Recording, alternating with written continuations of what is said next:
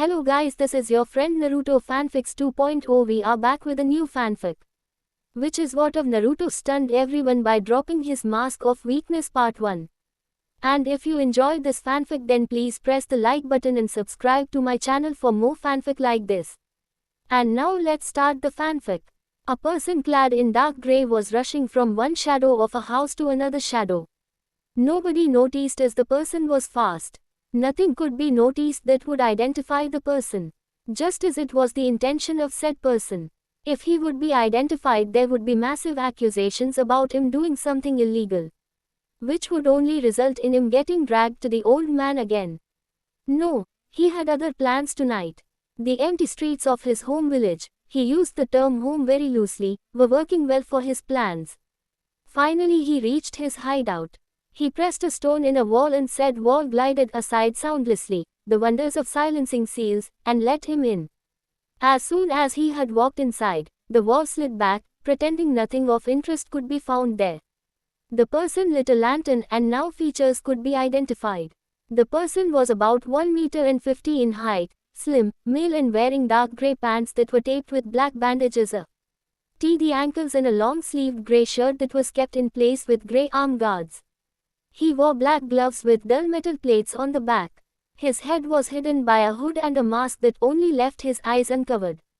Now he pulled off the mask from his lower face and the hood down. Spiky yellow hair was revealed, as were 3 whisker-like birthmarks on the boy's cheeks.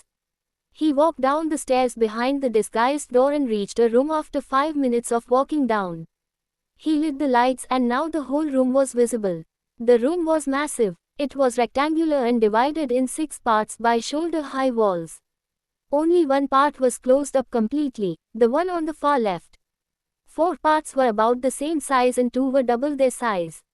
He walked over to a wall in one of the smaller parts and took 3 sealing scrolls out of his pouch on his belt.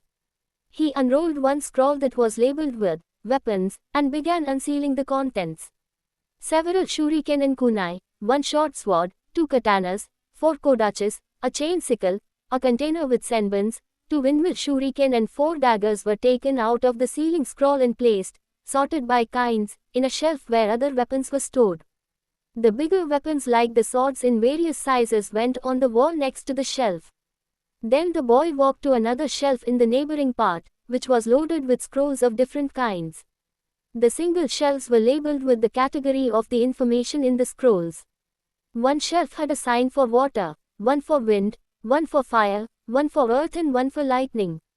Then there were non-elemental, taijutsu, kenjutsu, fuinjutsu, clan techniques, politics and noble families, geography, survival, and strategy. He again unsealed the contents of the second scroll and sorted the scrolls he took out into the respective categories. He would need to look them over later, but now he had other things to do. The last scroll he took out revealed to hold bags that jingled when they were moved. There were coins in them. Other bags rustled. There were bills in them. He stored the money in the bags in a safe next to the shelf with the scrolls. A good haul tonight, the boy said to himself. I really like Chunin exams. I always get many new supplies that way. He went to the part that was on the farthest right side of the room. There was a small bathroom with a shower, a sink, a toilet and a bathtub in the back part and a kitchen in the front part. He turned the shower on and while he waited for the water to get warm he undressed. He tested the water and then stepped under the shower. He enjoyed the warm water for some time before he took the shower foam and cleaned his body. When he had washed it off, he shampooed his hair. Once he was clean, he turned off the water, walked out of the shower and took a towel from a stand. He dried his body and his hair before putting on night clothes. The part opposite the bathroom, the one completely separate from the rest of the room, was a bedroom with furniture he had made himself. He had a wardrobe, a bed, a night table and chest of drawers. The carpet, the blanket, the pillows and the mattress he had bought under a transformation jutsu. Nobody, not even the old man Hokage, knew about this hideout. While it was underground and therefore no natural light got inside, it was safe. A fact no other place in the whole village could claim to be for the boy. The least of all his official residents. Well, if anybody would look for him they would only find a shadow clone of his lying in the bed, pretending to be him. It was a really big stroke of luck that he had the habit of observing the true genin tests of the Jonin senseis. 3 years ago, when he had been 9, he had watched a strange Jonin with spiky silver hair and a face mask like his, who only had one eye and veiled off his whole face, using the jutsu. First he had thought it was the normal clone the academy taught, but it was different as the clone could attack Lee K the original. He had seen the hand seal the Jonin used and then begun training the jutsu. Shadow clone jutsu had become his favorite jutsu. First, he could do much more with the support of shadow clones. Second, he had found out after 2 weeks after finally managing to do the jutsu, that whenever one of his clones dispelled, he and the other clones got the memories of the dispelled clone. It had helped him in his training immensely. The village was completely against him, that much he knew since he was a little boy. There were perhaps a handful of people that didn't hate him outright. He didn't know how often he had been in the hospital because of their hatred. But he had found ways to avoid it. He knew the only way to not be beaten up anymore was getting stronger than the ones who beat him. He didn't care if he hurt them anymore. Those who attacked him were going to pay. But getting strong didn't happen overnight, and he also needed to cover all his bases to not be executed on orders of the council, his biggest enemies in the village. He had found out the reason for their hatred 5 years ago. He had become smarter after stealing scrolls and books from old, unused storages in the academy. In his mind it wasn't wrong what he did, it was simply to survive in this screwed up village. While the Hokage was one of the few that didn't hate him and protected him, otherwise he was sure he would already be dead. He was too old and tired to do his job properly. He, Naruto Uzumaki, or rather Namikaze, even if nobody knew he had figured that out, was the container of the Kyuubi, the nine-tailed fox that had attacked the village on the day he had been born. And for some reason the whole village had been informed about that fact and hated him for the connection with the fox. As if he had chosen to become the container of that demon. But no, they saw him as the fox. Stupid bastards. Even he with his self-taught knowledge in sealing knew that he and the fox were two separate entities. One day when he had been cleaning the storage rooms in the Hokage Tower after a prank, his only real way to show his frustration with the village, he had found a box with the kanji for fourth on it. He had freed the box of dust when a badly placed nodachi fell from an upper shelf and nicked his arm. Some of the blood from the wound dropped on the seal that kept the box closed, and the seal opened much to Naruto's surprise. He quickly bandaged the wound on his arm with the already ruined sleeve of his jacket and then opened the box. He found a few personal things the Yondaime had left, a marriage certificate and his own birth certificate which stated that his parents were Minato Namikaze and Kushina Namikaze ni Uzumaki. He had been shocked to find that out, but knew he only would have this one chance to see if his father and mother had left him something. For some reason the Hokage had lied to him that he didn't know who his parents were. He was hurt that the old man had lied to him and decided to not tell him that he knew now. In the box were some documents for bank accounts. He saw that he should have inherited quite a fortune, the deed to a bit of land on the outskirts of Konoha. He would check the place out later, he decided, and some pictures of his parents, those he took and hid them on his body. He guessed that if there was still a house left, much would be kept there. Checking out the place had been a really good idea. He found a small house, only the ground floor, first floor and a basement, but it was obvious that T.H.E.one responsible for the interior had chosen it with love to detail. Finding the house had been difficult as it had been hidden with seals again. No wonder with his dad's reputation as a genius, but after 4 hours of searching he had found the seal that let him inside. He found a small shelf of jutsus, many notes on sealing with the Uzumaki spiral on them, a book about the Uzumaki clan of Whirlpool Country and one about the Namikaze clan of Fire Country. By now he had read the 2 books and knew his clan's histories. It made him all the more resentful towards Konoha's general population. He should have been treated like royalty. Even if he would have been happy enough to be treated like everybody else. From the book of the Namikaze clan he found out that the daughter of the Nidaime Hokage had married the heir of the Namikaze clan, which made his father the grandson of the Nidaime and himself his great-grandson. The Shodai was his great-granduncle. The only Hokage he wasn't related with was the Sendaime, and even the old man treated him like a second grandson. He was also related to the Shodai's wife, Mito, who had been born in Uzumaki and married Hashirama Senju in a political marriage to strengthen the bonds between Konoha and Uzushio more than the distant relationship between the Senju and the Uzumaki already did. Mito Uzumaki had been his mother's grandaunt. He also had found both his parents' journals which informed him that since Mito, it had always been an Uzumaki who contained the Kyuubi. His mother had written how she had come to Konoha to take over for the old Mito. How she hadn't been ostracized for the foxes nobody but the Sendaime and the highest advisors knew of it. Why the hell hadn't they done the same for him? Why let the villagers know that he was a Jinchuriki? It made no sense. He lifted the blanket off his bed and climbed into the bed. He lay down after setting the alarm clock. He looked at the picture of his parents on the nightstand and smiled. He would have to be at the academy the next morning and he didn't want to get too much unwanted attention. While he maintained the image of an idiot, it was simply safer to let the villagers think he wasn't a threat until he was ready to just give them hell. He didn't skip classes unless he was thrown out. It had been the constant attempts on sabotage that had him develop his resentments against the will. Age, if he could only get away, but he knew that wouldn't be allowed and he couldn't escape the Ambu. No, he first needed to get to that level. Let them all underestimate him. As long as the Hokage kept the worst attacks at bay, he would persevere. There hadn't been any serious attacks in 5 years. Logical as the most vicious attackers had always been the Uchiha. But with them controlling the military police there had been nothing done against them. Officially, if one of the attackers had been caught they had been disciplined, but unofficially he knew that they got away with it. He had been one of the few people to be happy about the Uchiha massacre. In his opinion Itachi Uchiha had done a good deed killing them all. And he himself had also profited. He had already found his current hideout 3 weeks prior to the Uchiha massacre. It had been a big coincidence. He had run from another mob of drunken villagers when he had been looking for a hiding place in the narrow alley. He had leaned against the stone that activated the mechanism. With the stone being really low in the wall it was no wonder that the place hadn't been found already, and had fallen back into the dark corridor, only for the wall to slide back. At first he had panicked in the dark, then he had calmed down and lit a match to see where he was.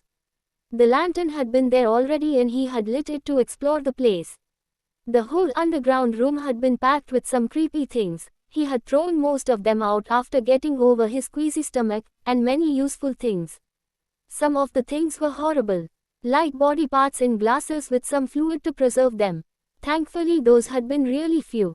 Perhaps 10 or so. The other things were much more useful to him. A shelf with some jutsu scrolls, some weapons, medical equipment, medical scrolls, information on poisons in the said poisons in bottles, and some machines he was pretty sure were used for torture. In people. The machines were now stored in the second part of the room on the left side. He stored all the things he didn't really need there, but didn't want to throw away. Who knew when something could be useful, even if he didn't know if he would ever go into T&I. The night after the Uchiha massacre he had sneaked into the empty compound and had looked for any leftover scrolls or weapons he could add to his possessions in the secret room. He had found quite a lot of them, even if it could be nowhere near the whole amount of jutsus that the Uchiha had possessed. He had a big sack with him and put them all inside. There was no way he would leave that kind of knowledge behind for the bastard village to profit from when the Uchihas in his opinion had to make up a lot to him. Thankfully no guards were placed around the compound so it was easy to sneak in there. They were all busy with hunting the culprit. In that night he had got 27 scrolls with jutsus of all kinds. Most were fire jutsus. He didn't want to risk getting caught by accident and return to his hideout. Over the coming weeks he had gone to the Uchiha compound twice more, but the cleaning crews had obviously already collected the remaining good things. Well, he had got a good haul himself and now had a lot of jutsus he could learn. With the scrolls of the hideout, his stolen scrolls and books from the academy and the Uchiha scrolls he learned a lot about taijutsu. The medical scrolls came in very handy as they explained where body was most vulnerable. Genjutsu, he sucked in that area in the beginning, and ninjutsu. He soon realized that his main problem was chakra control. He had so much chakra and so little control that it messed with his jutsus at the academy. Thankfully there was a scroll that described all known chakra control exercises with the medical scrolls. He was really grateful to have found this place. While the previous owner had to be a creep, he obviously had also been a good shinobi. Since then Naruto had trained in the secret room, learned how to prevent the villagers overcharging him, mainly by hunting in the woods for meat and fish, collecting edible plants and growing some vegetables on a small field he had started 4 miles away from the village in a part of the woods known. Omal Ninja came usually along. The civilians didn't leave the main roads if they traveled outside of Konoha, so his hidden field was safe. He worked out in peace. He knew the exercises by spying on Genin teams which were trained by their Jonin senseis, trained his weapon techniques as well as it was possible without a training partner, worked through the chakra control exercises and started on low-level ninjutsu. It was morning and Naruto got ready for the next day of torture. He hated having to pretend being an idiot. He should be praised as a genius. He knew he could beat all the Chunin in the village by now and most of the Jonin. The only ones he was not so sure about were the elite Jonin, the Anbu and of course the Hokage. He was just 12 after all, and while he was strong and had more physical power than all other kids his age, including the boy that imitated Gai-Mato, the best taijutsu master of the village, he was limited in what his body could take. He had the advantage that the Kyuubi healed his injuries overnight, which included his muscles that tore from training. Over the last year he had prepared massively for his chances to get out of the village on missions. It was the last year he would be a civilian.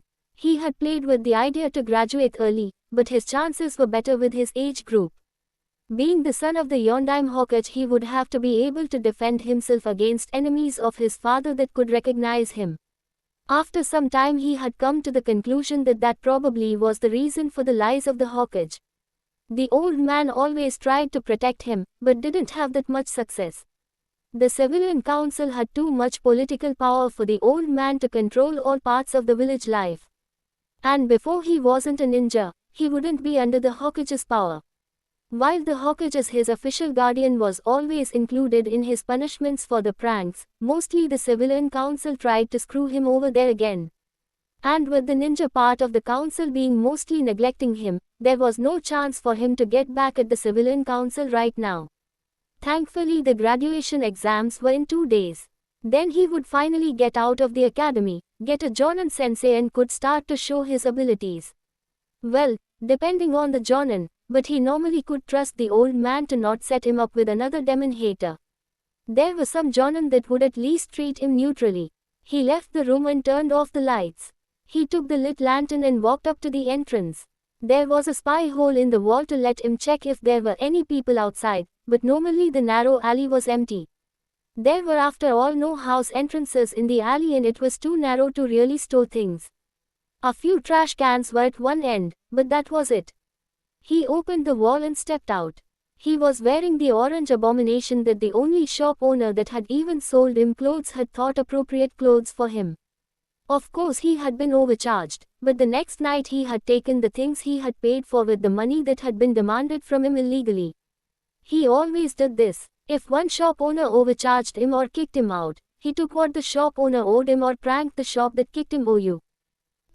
Of course nobody knew about his compensation. The council would have a field day. But as nobody could prove anything and they never found any of the stolen things in his possession, they had no case and the Hokage had refused to let them punish him without proof. Since the day he had learned shadow clones, he had sent a shadow clone to pretend to train on a training ground every day. His clone pretended to really suck but to never give up. The only true thing about his personality he showed the village was the never give up attitude.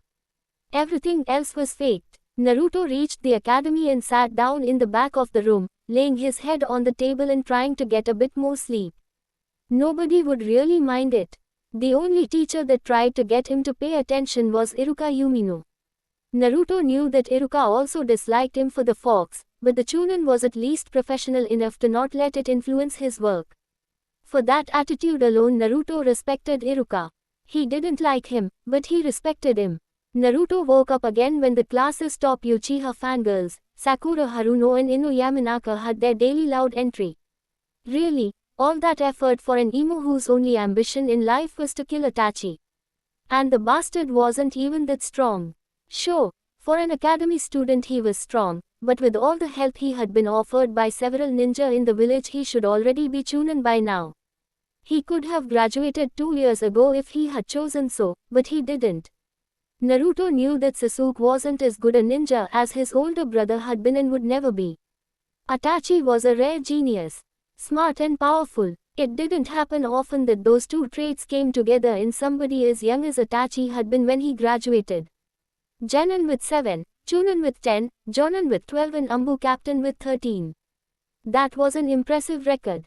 Sasuke was too obsessed with revenge to reach his full potential. His hatred of Itachi was holding him back. While he trained a lot, he focused on the things his clan had taught him before they were all killed. Which meant, he had a solid understanding of the Uchiha Taijutsu style, which depended on the Sharingan, which Sasuke didn't have activated yet. He also knew AC rank Fire Jutsu, the great fireball jutsu which Naruto knew the Uchihas had really liked using, when they could get away with it also on him. Sasuke was top in his academics, the basic tree ninjutsu taught at the academy and with his thrown weapons. But the whole talking about beating Itachi one day lacked his skills in anything outside that knowledge and skill. He didn't know Genjutsu, which even Naruto after thousands of collective hours of chakra control training, that had become so much easier with shadow clones, had been able to learn. I didn't have a weapon besides the standard kunai and shuriken he had learned to use in combat. Naruto had chosen to follow the Sindaim's example and learn to use a bow staff and also knew how to use a tanto as a backup weapon. He knew nothing about seals, a skill Naruto in the ambition to follow in his parents' footsteps had mastered by now, and his usage of other tools was lacking massively. No, while Sasuke was skilled for a normal ninja of his age, he was far from a genius. That title was given away way too easy nowadays. The Hyuga genius Neji of last year, Sasuke of this year, and probably the other years had also had a genius in them. Naruto hadn't really cared about it. Now the two cat-fighting girls tried to solve the matter who would be allowed to sit next to their crush. What else was new? If they would have looked they would have noticed that there were 2 seats next to the bastard. And said Emo didn't even give them any attention. He just brooded as always. Finally Iruka arrived and sent both girls to seats away from Sasuke and started with repetition for the exams. Naruto would do what was necessary to pass the test, but not much more. He wanted to score low to be put on the same team as Sasuke, the only one that would be guaranteed to be passed. There was simply no way that the precious Uchiha would be allowed to fail his true Genin exam. And to keep him happy he would be assigned a strong Jonin that could teach him a lot. Well, with Naruto's perfected espionage skills he would get the same advantages once he got the team to pass. He knew a bit about the Jonins that normally took on teams. To pass a test he would only have to know which one he got as a sensei and act accordingly. He even knew what Kakashi Hatake, the strange Jonin he had copied the shadow clone jutsu from, wanted from his teams. The man was a great believer in teamwork. Not that hard to achieve, if he got the Emo to cooperate to pass. The jutsu they were repeating today was the transformation. Well, Naruto had his own version which he used to embarrass Iruka. The sexy jutsu, a real transformation contrary to the normal illusion. Not that anybody knew about this difference. Naruto had created that jutsu to distract pursuers and knock them out. He swore the village was made of over 95% perverts. Iruka was blown back by a giant nosebleed. Naruto then took the safe option and fled the classroom where nearly all the girls wanted to castrate him for using such a jutsu in their presence. He went to Ichiraku's and ordered 7 bowls of ramen. While it was part of his mask, Naruto really liked the ramen at Ichiraku's. He disliked the packed ramen that the store sold. He just had had too much of it when he was younger. It was the only food he could afford and cook with his limited skills. The ramen at Ichiraku's were better and healthier. He got some of the meat, fish and vegetables his body needed from here. While there was a lot of salt in the broth, with the Kyuubi's chakra helping keeping him healthy, there was not much to fear. He had started hunting and fishing 2 months after finding the secret room, which gave the fox more nutrients to work with. His vegetable field then added to his diet once his efforts to grow vegetables bore fruit. Naruto learned how to live off the land. With the mild climate in Fire Country, he didn't have to fear about massively cold weather that would make it impossible to grow things. He also collected nuts and fruits from the trees and bushes in the forest to add to his diet. It showed in him finally having a growth spurt. When he had started at the academy, he had been one of the smallest children in class. Once he turned 9, he was one of the tallest. Understandable when he saw the pictures of his father. Minato Namikaze had been tall. While getting fresh milk and eggs had been a bit of a problem in the beginning, once he had mastered the transformation jutsu, that problem had been solved. He went to buy the things he needed and couldn't hunt or grow in disguise and got them without a problem. He didn't buy everything he needed because he didn't want to give the people that hated him his money. He could do better things with them, like waiting for the merchant caravan that came to Konoha twice a year and buy the things he wanted from them. He had bought his new outfit, one that he would use once he became a ninja, during their last visit. In 1 week and 2 days, the day when the teams were assigned, he would present it the first time. Finally, it was the day of the graduation exams. Naruto answered just enough questions correctly to pass this part and not get in trouble if he didn't do too well on the ninjutsu part. He didn't know how the teachers would take his clone jutsu. Weapon throwing and taijutsu he did average in. It was okay for him to beat a student from a civilian family with his street brawler style. He wouldn't reveal that he was proficient in both the Uzumaki and the Namikaze taijutsu styles. That would wait until he was sure nobody could screw him over anymore. Then it was time for the last part. Iruka announced that they would have to show the clone jutsu. Naruto sighed. This was definitely another attempt of the council to screw him over. It was well known that he was lousy at this jutsu. But with all his control training, he would be able to deceive them. He went into the room where Iruka and Mizuki were waiting to test him on the jutsu. Naruto, who wanted to graduate, concentrated hard to reduce the amount of chakra he used to the least possible amount he could manage. Clone jutsu, he shouted, and a cloud of smoke appeared. When the smoke cleared, there were 20 Narutos that could just be called proper clones. The coloration was a little bit too weak, but they were workable clones. Naruto breathed out in relief. Iruka would accept this, even if it wasn't perfect. Well, that's a surprise, Naruto. There was no need to make so many clones. Iruka said, surprised that Naruto had managed to do the jutsu. He had never got it down before. Well, Iruka-sensei, I trained really hard for this jutsu and somehow this is the least possible amount of clones I can make and it is still really hard. Naruto said, rubbing his head embarrassedly. Damn that demon brat. This is an acceptable result. Iruka will pass him now and I can forget my plan to use him to steal the scroll. I was sure he would fail. Mizuki mentally ranted. You definitely improved a lot. You pass, Naruto, even if you should still continue to work on this jutsu until you can make your clones perfect. They need a little bit more color. Iruka commented and held out a headband. Will do, Iruka-sensei, thanks. Naruto said, not even faking his happiness for graduating. During the night, Naruto was out to see if some stupid clan had thrown away old scrolls again. Really, for all the talks about keeping clan jutsus a secret, they were pretty lax with the scrolls that had their secret jutsu and sometimes training techniques in them. Whenever the scrolls got too old to be used anymore, the clans had somebody copy the content of the scrolls and then threw away old ones. Instead of burning them directly, they threw them into the trash. Naruto, ever the opportunist, regularly searched the trash cans the day before the trash was collected and destroyed.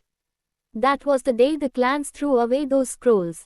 Over the years since he had started to do this to even out the advantage the clan ninjas had on him, he had collected quite a lot of scrolls. Naruto now knew perfectly how to fight members of all clans in Konoha. He even could use the gentle fist. It was fairly easy with his vast knowledge of anatomy.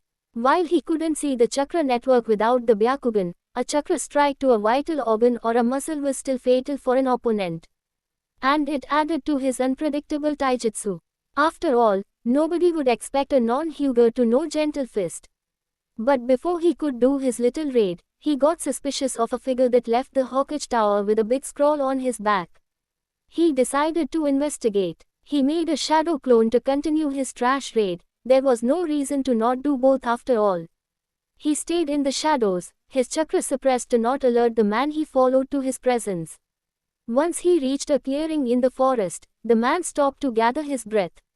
That went well. It would have been better if I could have blamed the demon brat, but with the brat passing the exams that plan got blown up. He mumbled. Naruto recognized the voice as the one of Mizuki, his teacher at the academy. So he had planned to trick him into stealing the scroll he had with him. It had to be important that he would risk the theft from the Hokage Tower. Naruto sneaked closer and positioned himself over Mizuki, ready to take him out. While Naruto was tailing Mizuki, the Hokage noticed that the forbidden scroll had been stolen and raised the alarm. Many were accusing Naruto, but an Ambu informed them that Naruto was sleeping in his bed at home. The Hokage sent his ninja out to find the thief and bring back the scroll. Iruka, who had taken to search in the forest west of Konoha, was really surprised to find Mizuki with the scroll. Never would he have thought his old friend would do something like this. Iruka didn't notice Naruto in the tree. "Mizuki, what are you doing?" he shouted enraged. "Oh, look who found me, Iruka. What does it look like? I am taking the scroll to become more powerful than I could ever become in this shitty village. Once I have learned the jutsus in it, I will be invincible. Nobody will be able to stop me, and I will then sell it to the highest bidder," he said. "Sadly, I can't have you tell my little secret, so you sadly have to die." Quote, Mizuki attacked Iruka with a windmill shuriken, which Iruka managed to dodge. The two started on taijutsu, where Iruka was definitely at a disadvantage. Oh, didn't the good little teacher keep up with his taijutsu training well enough? Mizuki mocked Iruka when he kicked him in the ribs and against a tree. Then he threw the next windmill shuriken at Iruka, who couldn't get up fast enough. But before the shuriken could hit, it was intercepted by a dark figure. Naruto had seen and heard enough to decide he wanted to thwart Mizuki's plans. And with his disguise, there was no risk of being identified. Mizuki was shocked to see his attack didn't hit. "Who the hell are you? What do you want?" he yelled at Naruto. "I hate traitors with a passion. That's all," Naruto said, and threw the windmill shuriken he had caught before it could hit Iruka back at Mizuki with a lot more speed than it had had before. Mizuki dodged the weapon. "Huh, you missed," he mocked, only to be hit from behind and feel the pain from being pierced by his own weapon. "No, I didn't," Naruto calmly said, holding the end of a thread of ninja wire in his hand, which he had quickly tied to the windmill shuriken and therefore be able to pull the weapon back on a new course. He took out a senbon covered in a paralyzing poison and hit Mizuki in the neck with it. He passed out soon after from the blood loss. Iruka managed to get up, only holding his side a bit. "Thank you for the help," he said. "You saved my life." "You're welcome. I think it would be best to get the scroll back to the Hokage." "Can you walk on your own?" Naruto asked. "Yes, I think so. Only a few bruises, nothing serious," he said. "By the way, who are you? I don't think I have seen you in the village before." "That's a secret. If you want to have a name, you can call me Dark Phoenix." "That's my code name," Naruto said. He had decided long ago that he would use that code name if he ever was seen. It was his best shot to be left alone if nobody knew what he could do. Dark Phoenix would be thought of as a secret operative of the Hokage, and nobody would make the connection to Naruto Uzumaki, the demon brat. "Oh, I understand," Iruka said. "In a ninja village, people with code names were nothing special. Hell, the Ambu only operated that way." While Dark Phoenix seemed to be really young, there had been others that strong at his age. Naruto bound Mizuki with wire and asked Iruka if he could carry him as he had the height advantage. They walked back to the village, not being in a hurry after the culprit was caught and knocked out. And it would be easier on Iruka's bruises. Iruka was carrying Mizuki's knocked out body and Naruto had the scroll. When Iruka was briefly looking in another direction, Naruto quickly switched places with a previously made shadow clone. There was no chance he would pass the opportunity to copy the jutsus from the scroll. It wouldn't take long. Because of his sealing training, Naruto could write really fast. Just when they were getting to the edge of the forest, Naruto switched back. Nobody would ever know that he now had the forbidden jutsus of the village. The Hokage was really surprised to see an unknown ninja and Iruka Yumino bringing back the scroll and having a knocked out and bound Mizuki Toji with them. The masked ninja walked over to him and handed him the forbidden scroll back. Then Iruka started to tell what had happened. Hokage-sama, I caught up with the thief, Mizuki, in the West Forest, and after he told me he had stolen the scroll to learn the forbidden jutsus and sell the scroll to the highest bidder. Once he had done that, I attacked him. Over the fight, Mizuki managed to beat me in taijutsu and I was kicked back into a tree. Mizuki didn't waste time to throw another windmill shuriken at me while I was down. I was sure that that would be my end when Dark Phoenix appeared and intercepted the windmill shuriken Mizuki threw at me. He then threw the windmill shuriken back at Mizuki, but he dodged. Mizuki gloated about having been missed, but Dark Phoenix had tied ninja wire to the shuriken and pulled it back, where it hit Mizuki in the back. After that, he was knocked out by a senbon that was obviously covered in some poison. He bound him with more ninja wire and we came back here. Iruka reported. The Hokage was confused. He didn't have a ninja that went by the code name Dark Phoenix. But the boy was obviously strong and on their side. The scroll he had been given back was the original. So the boy didn't intend to steal it. Curious, he would have to ask the boy once they were alone. Thank you for the report and bringing back the forbidden scroll, Iruka. That was good work. I think it would be best if you went to the hospital and let them check you if there was anything worse than bruises done. I need you ready for duty, the Hokage said. Iruka bowed and left the room. The Hokage now turned his look to the boy. I would really like to know who you are. I don't know any ninja in my ranks with the code name Dark Phoenix. The Hokage said sternly. If you would send your Rambo guards out of the room, Hokage-sama, I will tell you. I don't want my identity be known to anybody but you, Naruto said politely. Why would I send my guards out for this if you could try to attack me? The Hokage asked. I may be strong, but I am sure you could take me out without problem, Hokage-sama. The only thing I require is a bit of privacy as I am about to reveal 2 S-rank secrets of the village, Naruto said. The Hokage concentrated his senses on the boy. He felt his chakra being suppressed, so there was no way to get any clues about the boy's identity. What kind of village secrets could the boy know? Well, if he wanted to find out, he would have to take the risk. It was really small after all. He didn't become Hokage while being weak. He gave his guards the sign to leave the office. Once they were out of the office, he activated the privacy seals. So, now we are completely undisturbed. Now tell me who you are, he ordered. Naruto raised his hand slowly to not have the old man attack him and pulled down his lower face mask and his hood. My name is Naruto Namikaze, 3rd Jinchuriki of the Kyuubi, he said seriously. To say the Hokage was shocked was an understatement. He had never even suspected that Naruto could know about those 2 things. Naruto, is that really you? He asked. Yes, old man. And if I hadn't figured out by now that having me use my dad's name would have got his enemies after me, I would be really pissed with you for lying to me whenever I asked one or both of the 2 questions I had all my life. Who my parents were and why the villagers all hate me, Naruto stated while clearly showing his displeasure to the Hokage. How do you know that? Who told you? The Hokage asked, furious that somebody would have broken his law. Well, I found out about the fox shortly before the Uchiha massacre. If I see Itachi, I will have to thank him for getting rid of my most brutal tormentors. They once caught me and beat me up in a lonely alley. When they left me there bloody and probably thinking that I was unconscious, they talked about how I deserved it because I was the Kyuubi container and should just die. They only didn't kill me directly because you would have found out and taken measures. About my parents I found out when I had to clean your storage room after that prank against the grocer in the north part of the village. I accidentally spilled blood on the seal that was keeping the box with the kanji for 4th on it closed. I looked into the box after the seal opened and found my parents' marriage certificate and my birth certificate. I found out about the location of their house and went there. Well, you can guess the rest of the information I told you, like that I am the 3rd Jinchuriki for the fox when I say that I found both their diaries, Naruto explained. The Hokage looked sad. He hadn't wanted to burden Naruto with the knowledge of the fox at such a young age. You said you figured out my reason for keeping your heritage a secret.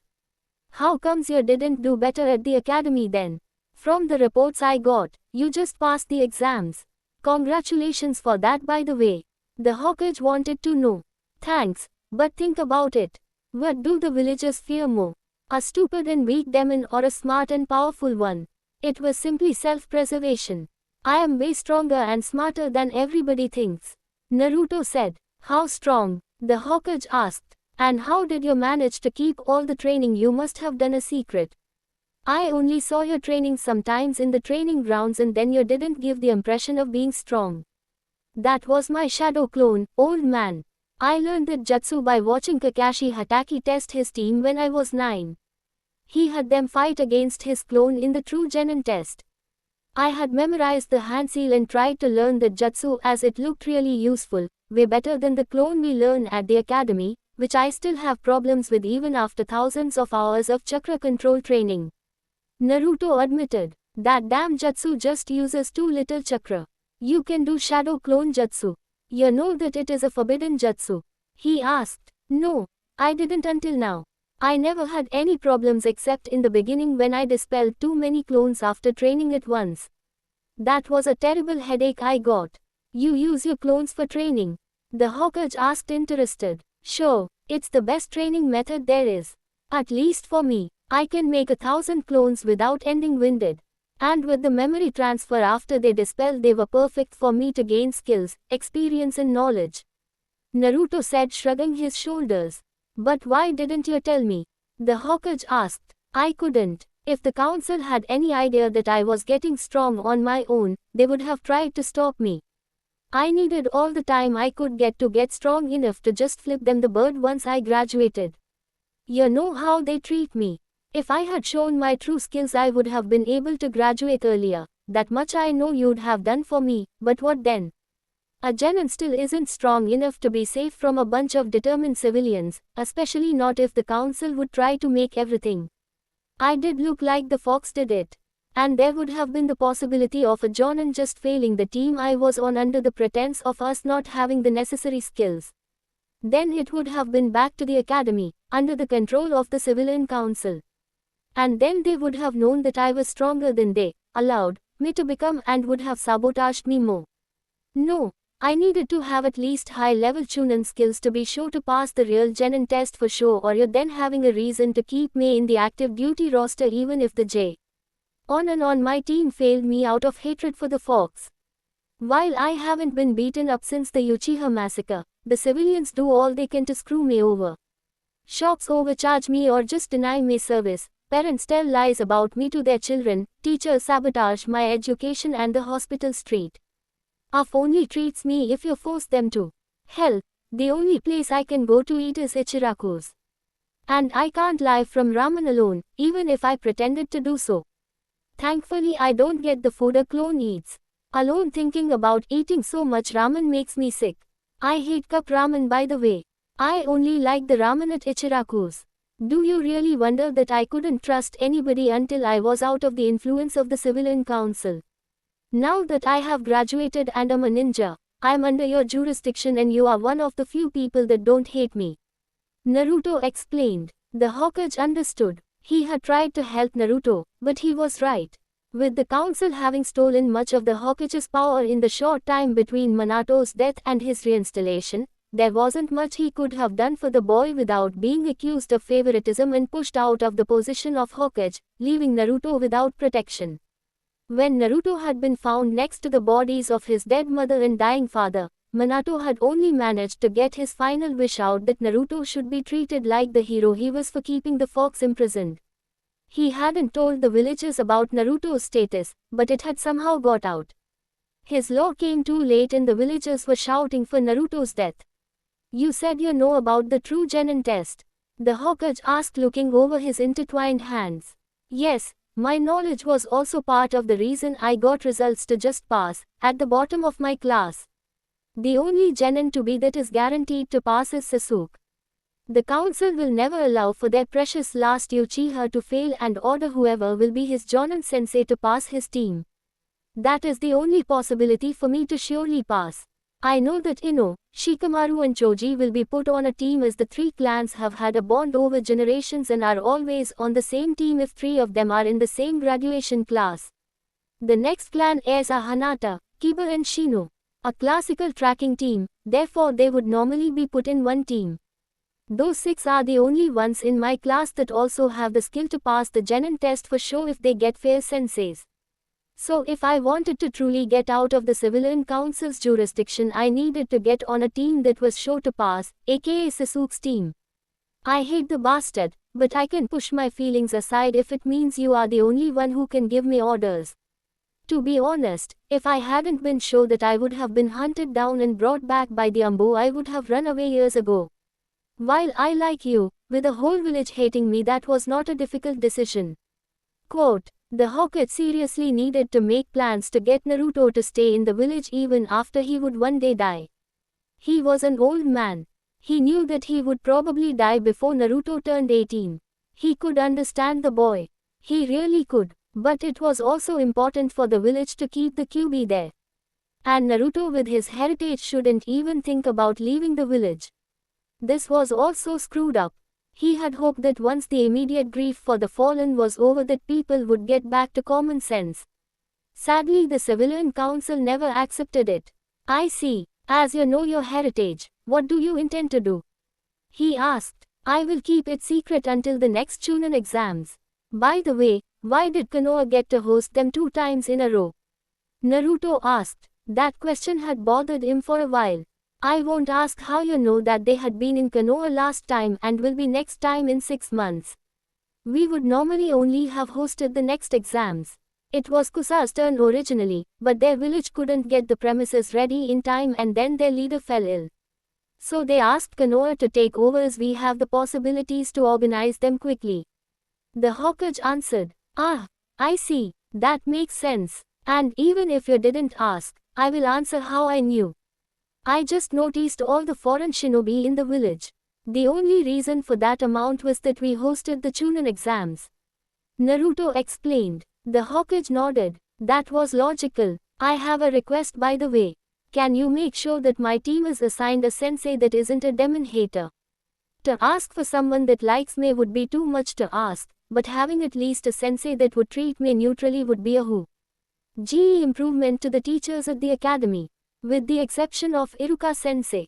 While I know he doesn't like me, he was professional about things and taught me the same like everybody else. I can live with that. Naruto asked. I will see what I can do. What I would like to know how you came up with the codename Dark Phoenix. The Hokage asked. Well, a phoenix is a mythical bird that doesn't really die, but is always reborn from the ashes. Phoenixes are associated with the light and pureness. A dark phoenix also is reborn from the ashes when it dies, but it is not the same bird. It is more like a reincarnation instead of the rebirth of the same bird with the same character. I can't be pure, the village made show of it, but I will not just die. I will rise from the ashes again and nothing they throw at me will keep me down. Naruto stated. The Hokage nodded. I think we still didn't settle the matter of your level of strength. What do you think where you would rank? The Hokage asked. Low to middle Jonin level on a pure skill level. I only miss the body for taking on high level Jonin. That will have to wait until I get older. I have seen pictures of Dad. I should normally get a similar stature like him when I grow up. Naruto replied. Are you sure about that? The Hokage asked shocked. Yes, I have a repertoire of over 100 ninjutsu, 10 genjutsu, which were pain in the to learn by the way, damn fox messing. With my control, I'm proficient in both my clan's taijutsu styles. I can use a bow staff and a tanto really well and know how to use most weapons at least a bit if I ever need to. I am a fuinjutsu master and a poisons and anatomy expert. I guess that should be more than enough to qualify for Jonin level strength. The only thing I lack is experience. That's why I said I was low to middle Jonin level on pure skill levels. I wouldn't last in a real fight against a Jonin yet if my opponent didn't massively underestimated me. I couldn't do any missions after all or I would have been discovered. Naruto listed. Fuinjutsu master. I guess I shouldn't be surprised considering that both your parents were masters in Fuinjutsu and it was the specialty of the Uzumaki clan before they were killed in the Third War. I would like to test your skill level though. Probably the best way to do it would be if you fought against one of my Jonin in your disguise. He pondered. That would be okay, but I only want to reveal my skills to the whole village during the Chunin exams. I want them to see who they treated like shit. With all the nobles and important clients present, they can't risk being seen as the scum they are. Naruto stated. Okay, be at training ground 61 tomorrow morning at 10. I will be there with the Jonin I have in mind to test your skills. The Hokage said, more than a little bit worried about the obvious loathing Naruto held for the majority of Konoha. Okay, old man, good night. Naruto said and put his mask and hood back on. Good night, Naruto, and this was really good work. You will be paid for your help in catching Mizuki. The Hokage added. Naruto stood in his disguise at training ground 61 and was looking around. He was early by 15 minutes to have a look around. The training ground had been guarded by 2 Chunin, which meant it was special. Only the Ambo and Hokage training grounds were guarded. Naruto hadn't cared about the guarded training grounds before. The only one he had been interested in besides the open ones that were farthest away from the village had been training ground 44, better known as the Forest of Death. After each Chunin exam he had sneaked in there to see if he could find things that would help with his training, like weapons that were still usable, scrolls and money. He reasoned the dead didn't need them anymore. In the beginning he had felt slightly sick at doing it, but with the animosity he was shown by the villagers he needed some source of weapons, and those would only rust if they were left there for too long. So he had started when he was 9 to go into the Forest of Death when the second part of the Chunin exams was over. He had found out that it took at least 3 days before the cleaning crews went through the forest to get the remaining corpses. He guessed they had too much to do with organizational things. So he normally spammed the forest with his clones to find those that had died or other leftover weapons. Mostly they were perfectly workable still, some needed sharpening, but that was no problem. In 5 hours he normally was finished and had collected all the usable things. The only problem in the beginning had been the transport. He couldn't use sealing scrolls in the beginning. That had been the starting point in finding a way to easier transport weapons in the future. He had found in one of the books at the academy that there were sealing scrolls, but he knew he couldn't get one for him because the shopkeepers would never sell him one. So he needed to learn how to make one himself. It took him 3 months to find the necessary books about sealing and then training that specific seal, but he did it. 1.5 years later, when the Chunin exams were in Konoha again, he had the equipment and skill to seal weapons on site. His most prized find was a chakra conductive tanto. Those weapons that could channel chakra were really expensive and rare. At 10 the Hokage came in company of a medic in Yong and nodded at Naruto. Good morning, Dark Phoenix. Good to see you are on time. I have organized for one of my elite Jonin to test your skills. He should be here in 10 minutes. This is Arata, he will be on standby to heal you and your opponent if necessary. The Hokage explained. Good morning, Hokage-sama. Naruto answered with a bow, keeping up his disguise. That will be great. Who will be testing me? He asked. My son Asuma Sarutobi. The Hokage answered. Naruto nodded. He knew Asuma from some of his visits to the Hokage. While the bearded Jonin had been out of the village for some time to protect the fire daimyo as one of the 12 ninja guardians, he had returned some years ago and become a normal Jonin for the village. He waited with the Hokage and 9 minutes later Asuma arrived. Good morning, Dad. Why did you call me here? Asuma greeted. Good morning, Asuma. Thank you for coming. You are here to assess the skill level of Dark Phoenix here. I have an overall idea what he can do, but there is nothing better than a fight to see what he can do in a real situation. From our estimation he should be around high Chunin to low Jonin level. The Hokage informed his son. Dark Phoenix, never heard of him, he said, observing the boy. He doesn't seem too old. He said, no, he isn't. He has trained in secret to not gain unwanted attention of different fractions in the village. The Hokage said meaningfully. Asuma assumed he was talking about Root and the council that liked to manipulate young talented ninjas to their liking.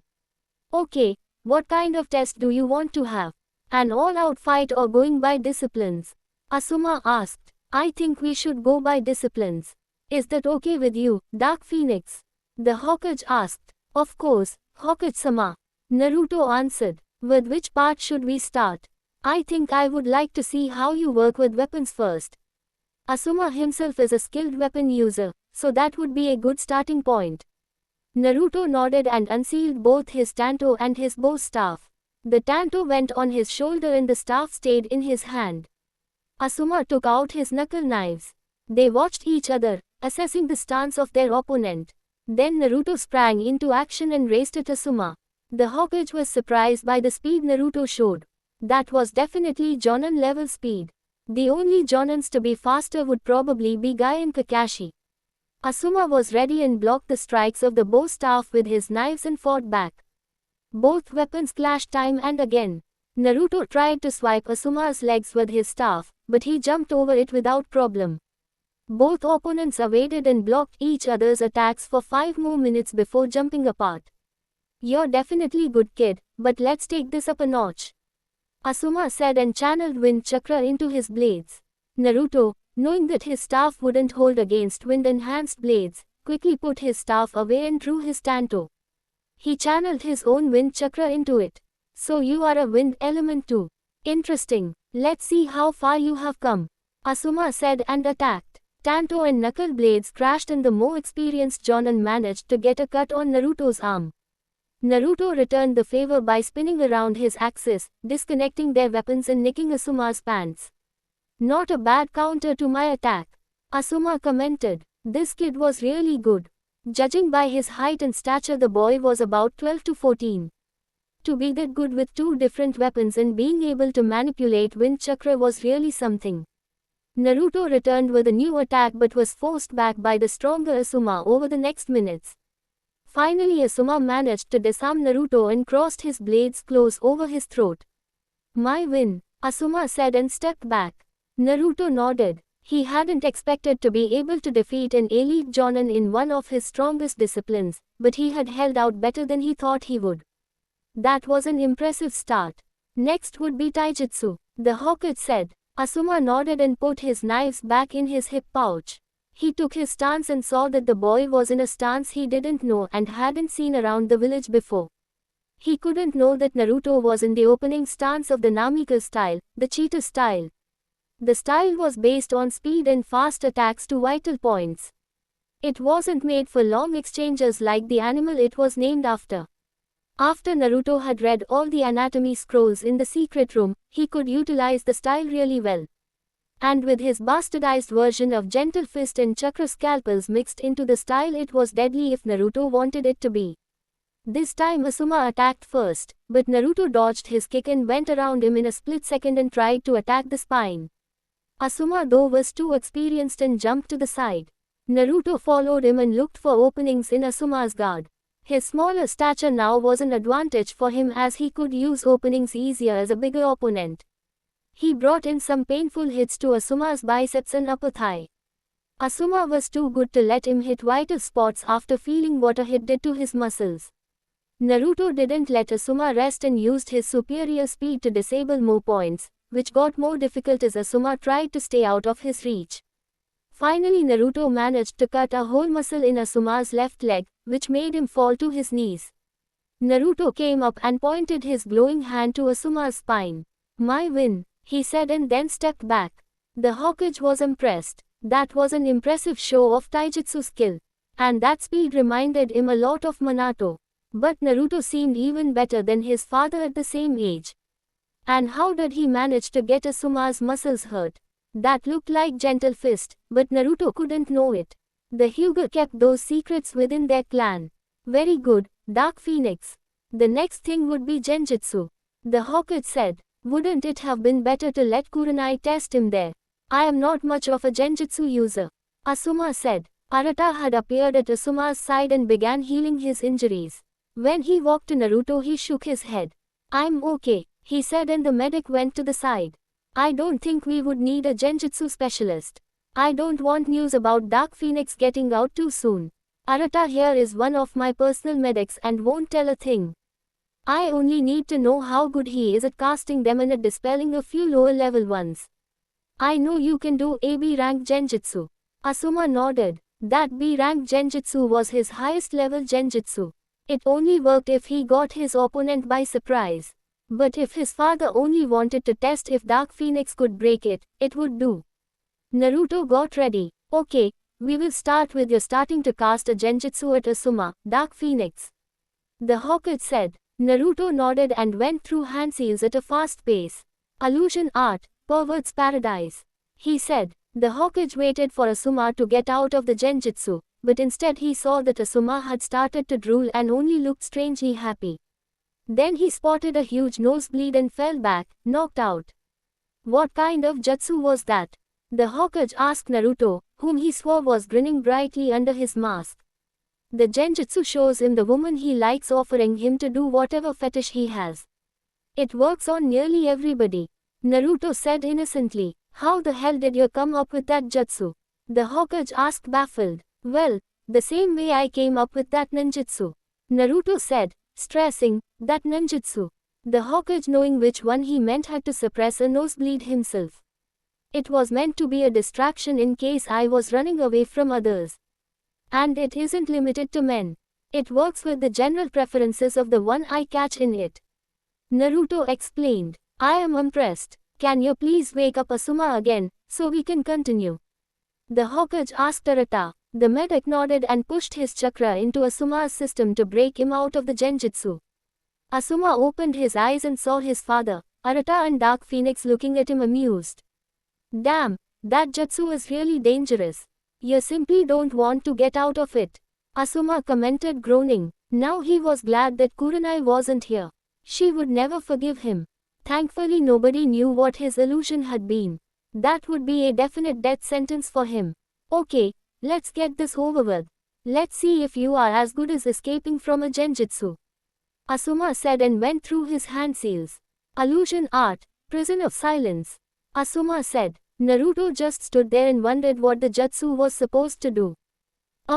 When should the jutsu start to work, Asuma? He asked. It should already do it. Can you hear me?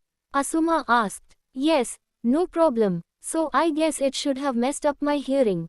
Naruto guessed. Yes, it should. That's strange. It should have worked. I cast it correctly, I'm sure. Asuma wondered. Try another one, Asuma.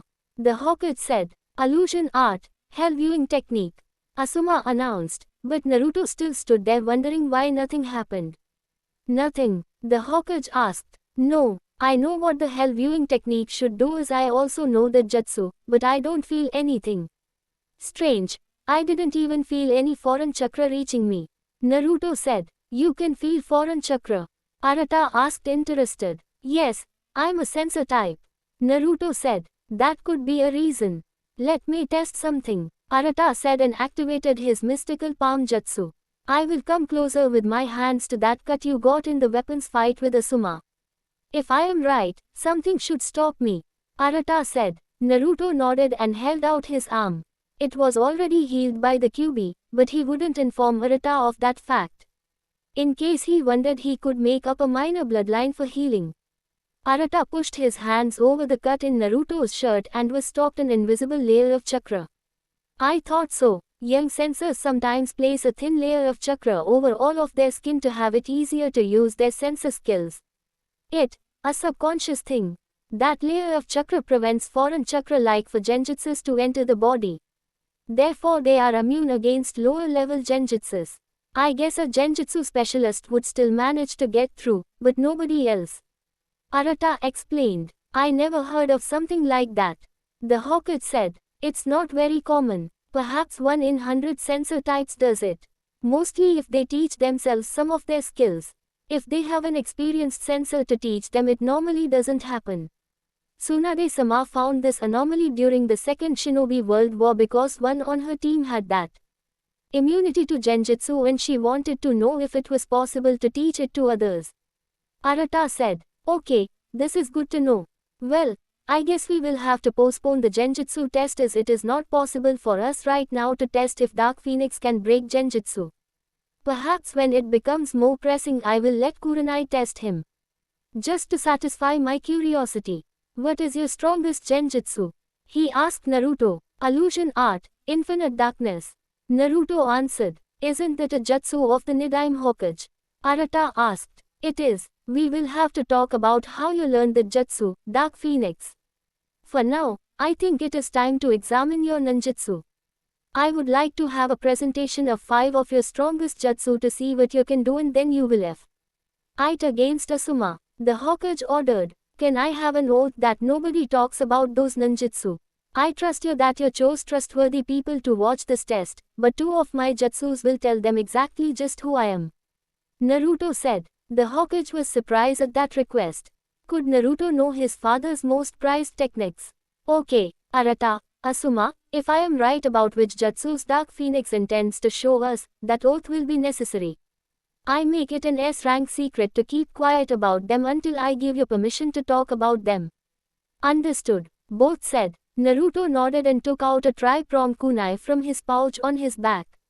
He threw it at the training post and vanished in a flash of yellow, reappearing at the kunai and showing a blue spiraling orb into the training post. Rasengan, he said and showed the ball through the wood as if it was butter. The Yondaim's jutsus, Arata said shocked. Flying Thunder God and Rasengan. Asuma gave a very good impression of a goldfish. He never had even suspected that the Yondaime could have had a son. That seemed to be the only plausible explanation for this boy to know those jutsus. Naruto flashed back to his original position and went through a series of hand seals. Water release, water dragon bullet. He said and manipulated water from the river into a water dragon that hit the training post, which already had a hole from the Rasengan. The post was blown away from the powerful jutsu. Naruto waited until the water had settled down and went through his next series of hand seals. Wind release, Twister's fury. He shouted and made 3 tornadoes that blew towards the river and sucked up the water, making them even more dangerous. Then Naruto made his last hand seal. Shadow clone jutsu, he said and created 50 shadow clones. Shit, was Asuma's only comment. The Hokage was very impressed. He wouldn't have thought that Naruto had that kind of strong ninjutsus in his repertoire. He would be a force to be reckoned with in the future. This only made it more imperative to keep the boy in the village. He needed to choose a good Jonin sensei with whom the boy could bond. It was only one real option there. While Naruto would only stay a genin for 6 months with skills like his, those months needed to be used to start positive bonds to the village. He couldn't take care of that through his teammates. He would be paired with Sasuke Uchiha. Naruto had said himself he had intended to do that to make sure the team passed, and Sakura Haruno. He hoped it would be okay, but perhaps he should ask Naruto about his opinion about Sakura first. He didn't want to anger him even more than he already was. The following fight with Asuma showed that Naruto had a wide range of ninjutsu he could use. Especially his use of replacement and body flicker was fantastic. Asuma didn't manage to get a hit in as Naruto changed places so fast. Together with his speed, he could honestly say Naruto was high Jonin level in ninjutsu. He knew how to do the jutsus and when to use them in a fight. Finally he gave both the signal to stop. Damn it, to have to work like that against a kid his age, I really should start training more. Asuma commented. He had been spammed with clones and tricked by transformations. Mixed with the constantly moving Naruto and his higher level elemental jutsus, it was damn hard to get the kid. If he would use his other skills, Asuma didn't doubt he would be able to go up with Jonin in a few months. As of real missions, he had noticed that while the kid was good, he made mistakes that someone who had been on 100 missions or so wouldn't make. This meant this kid was a rookie. His opinion rose even more after that revelation. Let him do a few C rank and B rank missions and he will be ready to become Jonin. There were a few rookie mistakes that you only get corrected through experience. You should, for example, not wait to see if your jutsu really hit an opponent and neglect your surroundings. Your sensor ability helped you out there, but you should have been more on guard in those situations. Asuma told Naruto, who nodded. I will remember it next time, Asuma. He replied. Okay, the next part is Arata's specialty. I would like a bit more about your knowledge in poisons. The Hokage said. Naruto nodded and went over to Arata. Meanwhile Asuma talked to his father. He is really good. How did you train him and where? I wouldn't have thought you could hide the Yondaime's son for 12 years. Asuma asked. Well, even I don't know how he trained. I didn't know he was this strong before he told me some days ago when he brought back the forbidden scroll that Mizuki had stolen. The Hokage answered. You want to tell me that kid learned all that on his own? Where would he get the jutsus? Asuma asked. And why didn't you teach him? I would have thought he would have got special training regarding his father's enemies. Quote, I wanted to, but the political situation after the Kyuubi attack was extremely shaky. We had to fear that Iwa or Kumu would use our weakness to kill him if they knew who he was. So I hid him away. I couldn't have the villagers talk about him even existing. If he had got special training, people would have asked why. And I didn't want to let Danzo or one of the other idiots know about him. The civilians would have pestered me with the CRI nonsense, even if he doesn't have a bloodline limit, made marriage proposals for their daughters to get more power. And similar things would have happened through the ninja clans that would have fought to raise him to increase their power. The Hokage explained. That makes sense, but it is fishy that he could get this strong on his own with nobody noticing. Asuma admitted. Indeed. I will have a long talk with him how he managed it, but I guess he will keep a lot secret. There are certain reasons he informed me about his skills a few days ago, but they are classified. Now let's see what Arata says about his knowledge about poisons. And then I will ask him to show us some of his seals. He said he was a seal master, so I am curious what he can do. Asuma just nodded. Okay, I think that will do for now, Dark Phoenix. You have a very good foundation in your knowledge. If you continue your studies there, you should reach proficiency in a year or so. Arata said. So what is your verdict? The Hokage asked. He has good knowledge about poisonous plants and animals from which he gets his ingredients for the poisons he uses. His techniques to mix those poisons are good. But his knowledge is limited to paralyzing and lethal poisons. If he wants to go further in the area he needs to branch out. I estimate he is a solid high Chunin level in his skills here. For his age that is still impressive. I don't know many ninjas that are all-rounders like he is. He should be able to take B rank missions without too much problem in an experienced team as support. Arata said. The Hokage nodded. There was no way he would let Naruto take A rank missions in the near future, even if he was skilled. But his team would need to be trained properly so they could send them on C ranks after a short time. Okay, then if I didn't miss anything only Fuinjutsu is left. The Hokage said. Naruto nodded enthusiastically. He loved Fuinjutsu. He took out some seals he had brought with him to show the Hokage. Okay, these are some of the seals I prepared to show you, Hokage-sama. I think they are some of the most useful in the field. This is a modified explosive seal. It first sends a chakra wave out that imitates killing intent, then the explosion goes off. The intention is to briefly paralyze an opponent with the key to keep them within the range of the seal. The next one is a combination of a storage seal and an explosive seal. The weapons stored in the storage part are shot out by the explosive part and can surprise an opponent who doesn't expect to have to dodge weapons.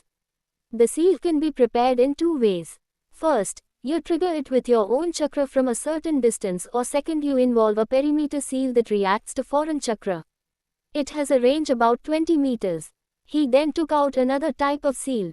This is a modified chakra storage seal. You can store chakra of a certain type, like water or fire chakra in here and release it when you need it. You would only have to melt the chakra into a jutsu after that.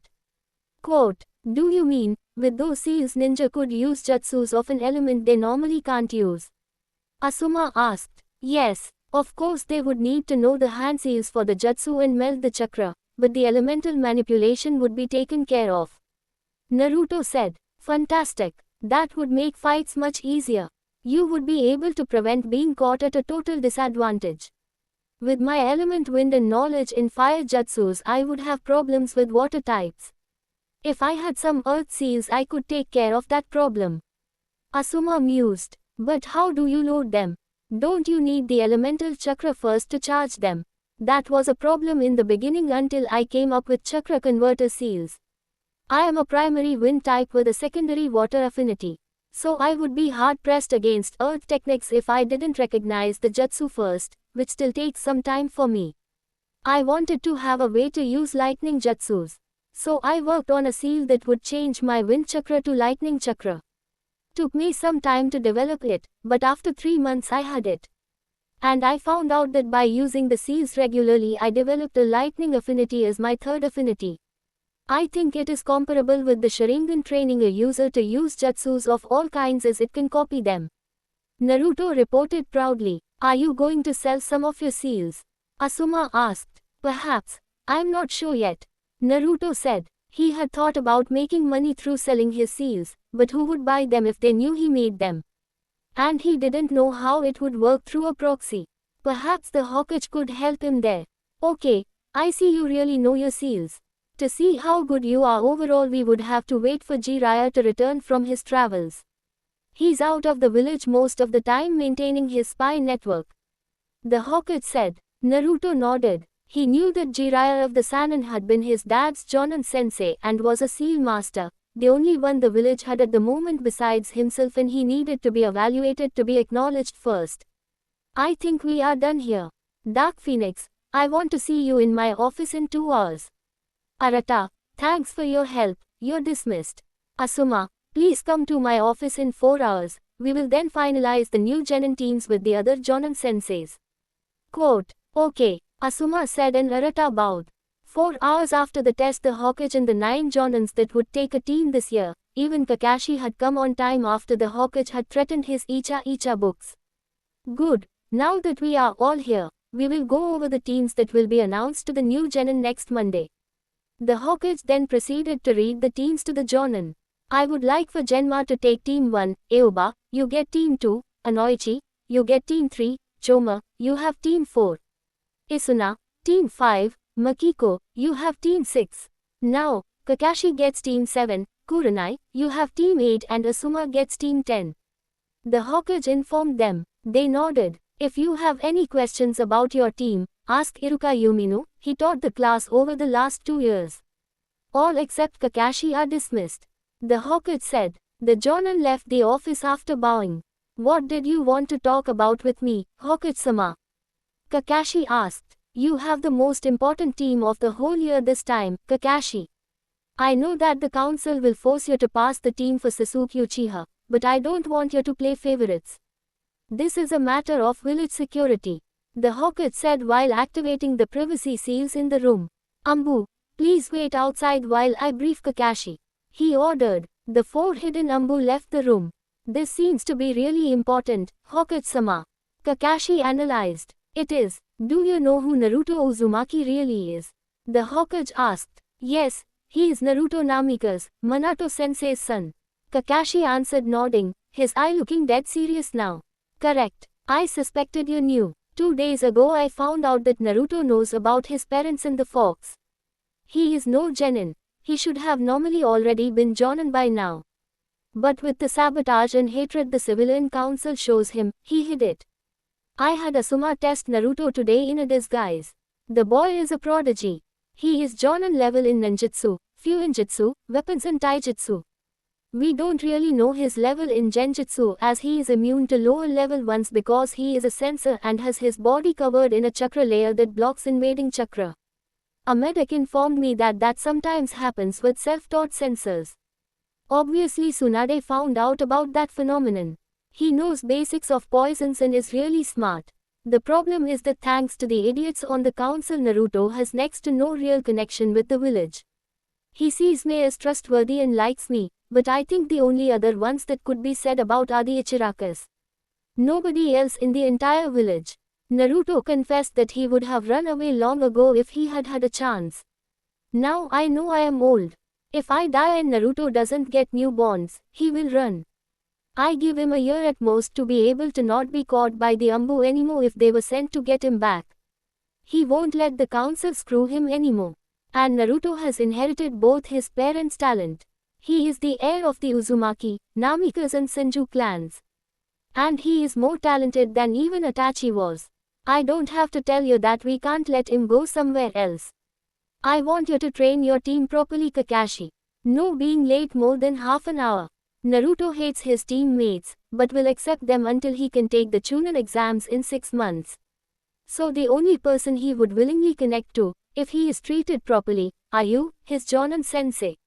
Naruto is important for the future of the village. If he leaves, the most probable destination he could go to is Kumo.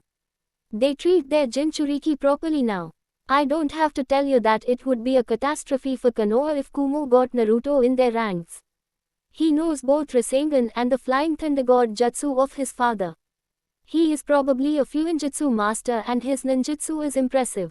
He has a wind affinity with a secondary water affinity and a developed lightning affinity from him developing a chakra converter seal that turned his wind chakra in lighting chakra and then training lightning jutsus. Both his normal affinities are trained. I don't know how he managed to hide his training. He was only willing to tell me he found a secret place where he lives now and trains. He also found scrolls and other things there. You have the next 6 months to get Naruto a newborn to the village. If you can, more than that. Make sure nobody screws him over on missions in the village and get the other 2 ready for C-rank missions ASAP. Sasuke shouldn't be a problem. The boy wants to get stronger and you should be able to break him out of his superiority ideas. I think the bigger problem will be Sakura. The girl didn't get good marks on her physical exams. The reason she became top kunoichi is that the written test was a big part of the exams and that she has perfect chakra control due to her small reserves. If you have to, break her, but Team 7 has to get strong soon. The Hokage impressed the importance on Kakashi. Kakashi was really surprised. He hadn't known that Naruto was that strong, but he could understand that he had a strong dislike for the villagers. He had saved him more than once from mobs when Naruto was younger. I understand Hokage-sama. I will think of something to teach Naruto to keep him interested. I can also tell him more about his parents if he wants to. Do you know if he can use Kyuubi's chakra? Kakashi asked. No, he can't, but he can suppress it really well so far. He thinks that if he is strong enough on his own he doesn't have to rely on the dangerous chakra of the fox. He knows that he can't trust the fox. He had met it after he found out that he was the Jinchuriki for Kyuubi, but other than trying to get Naruto to let him out he didn't try anything so far. And Naruto is too smart to not know that if he lets the fox out, he will lose himself. The Hokage explained. Good, because I wouldn't know how to teach him that. I will make sure Naruto will start to be better connected with some of his peers. I think I could get at least Asuma to arrange team sparring sessions if his team passes, which I think they will. I haven't seen any version of an Ino Shikacho team that failed the Genin exams. Perhaps Kurenai would also do it. Her team looks like they could pass too. Kakashi said. I trust you, Kakashi. We have 6 months until Naruto makes Chunin. By the way, get back to your old level in Ambu and if possible surpass it. At the moment you are my only real option as a successor. The only others would be Jiraiya and Tsunade and I can't imagine that Tsunade would come back to the village and I fear what Jiraiya would do as Hokage. And if neither of you take the hat it will probably go to Danzo. I understand, Hokage-sama. Kakashi said. Good. You are dismissed, Kakashi.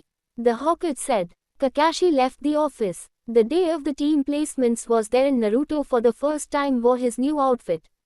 He had long black pants that were taped with dark red bandages. He wore a dark red mesh shirt under a dark grey shirt with 3/4 sleeves and a hood. He wore a dark red belt with 2 pouches on his back. On both of his thighs were pouches for shuriken and senbon that were strapped over black bandages.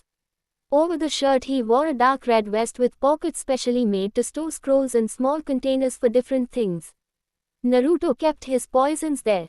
He had dark red gloves with metal plates on the back, in which he had sealed his tanto and his bow staff. The hood of his shirt hung over his vest on his back. He would only put it on for missions where his bright hair would be a hindrance. He looked in the mirror and was happy with how he looked now. He finally looked like a real shinobi. He turned off the lights of his home and walked up the stairs.